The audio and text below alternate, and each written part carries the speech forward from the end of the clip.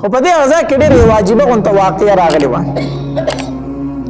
د یمامې قبیلې سردار و د هغه نوم سمامه بن اسال و دا سردار د یمامې قبیلې چې دا د نبی علیه الصلاة والسلام ډېر سخت دشمن او د نبی علیه السلام ګوستاخ هم و ته به د نبی علیه السلام ډېره سخته ګوستاخي کوله ډېر ناکار دشمن و دی د نبی علیه الصلاة والسلام چې کله نبی علیه الصلاة والسلام د دې ګوستاخۍ نه تنګ راغی که نه د ده د بدو ردو ویلو نه نبی علیه السلام تنګ راغی نو صحابه کرامو ته وفرمایل وی دی خو چې کوم ځای ولید نو دی قتل کړئ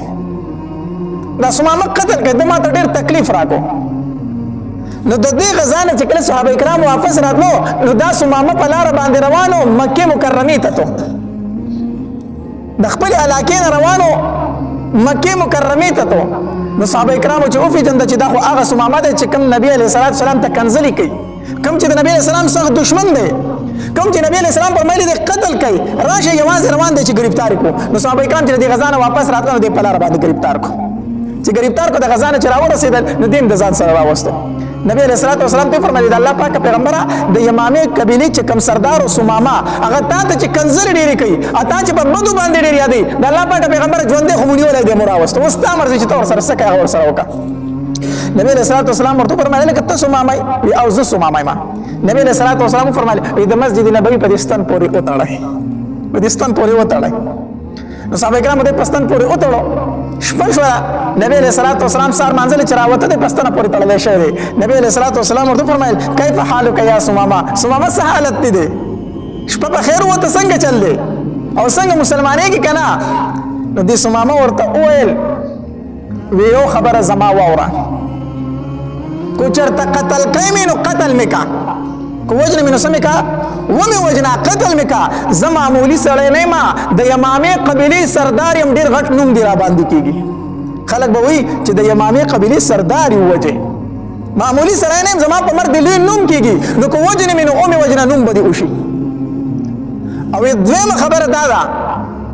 کو چرته فدیه غواړې نو راته ووایه څومره فدیه دې پکار ده چې هغه درله راولېږم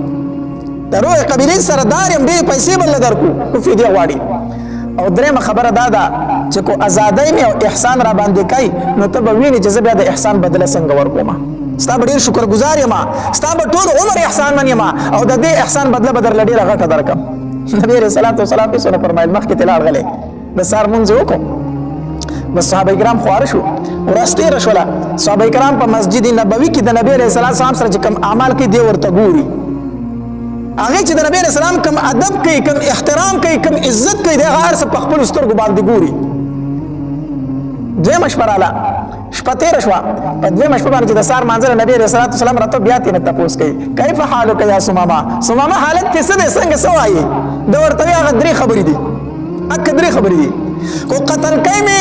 نو ډېر غټ نوم دې را باندې کېږي د لویې قبیلې سردار به قتل کړي خلک به دې ډېر په لوی نوم سره یاد کړي او کو فدیه غواړي نو ووایه چې خپل قوم ته سوال جواب وکړم چې څومره پیسې غواړي چې هغه درله راوړي او کو ازادۍ مې نو احسان به راباندې وکړي ته به وګورې زه د احسان بدله بیا څنګه ورکوم نبي علیه السلام ورته بیا غږ ونه کړو دا د نبي علیه السلام اخلاق مبارک و کو زه ورته ویل موږ ورته څومره بدې ردې ویلې وي ښه یو پلته دې راته کنزل کولو بدې ردې دې راته ویلې اوس زما په غریب کې بیا داسې نیغې نیغې خبرې کوي بیا نیغې نیغې خبرې کوي نبي علیه السلام ورته هېڅ ونه ویل لاړ بیا د سحر لمونځ وکړو صحابه کرام خپل اعمال وکړو خو سمامه ګوري ښه دا 3 ورځې او دا 2 ورځې چې تېرې شوې دا دی ګوري نبی علیه السلام تم ګوري صحابه کرامو تم ګوري چې څنګه اعمال کېږي څه طریقه ده په درېیمه شپه باندې چې نبی علیه السلام د سهار مانځله راوته که نه نو بیا یې ترېنه تپوس کوي وایي کیف حالک یا سمامه سمامه حالت دې څه دی څه وایي وایي هغه 3 خبرې دي اکه 3 خبرې دي کو ازادۍ مې نو لوی نوم دې را باندې کېږي او کو چېرته فدیه غواړي نو ووایه چې څومره فدیه دې پکار ده چې هغه درله درکړم او کو ازادۍ مې احسان به راباندې وکړې دې ډېر احسان بدله به ډېره غټه درکړم صحابه کرام په انتظار و چې نبی علیه الصلاة والسلام خو مخکې هم د مرګ حکم کړی و چې کوم ځای خو ولیدو دی قتل کوي او نبی علیه الصلاة والسلام ورته 3 ورځې مهلت هم ورکړو ځکه د نبی علیه الصلاة والسلام طریقه دا وه چې هغه به 3 ورځې مهلت ورکاو په یو کار کې به مشوره ورکوله چې 3 ورځې پکې ته سوچ وکړه فکر وکړه په هر کار کې به نبی اسلام 3 فیرې ورکولې نو 3 ځله مهلت ورته هم ورکو مخکې هم د قتل حکم نبی اسلام کړو صحابه کرام په دې انتظار و چې اوس به نبی اسلام فرمایي چې اخوای بوزه سرتینو وخی قتل کوي دې نه سمېږي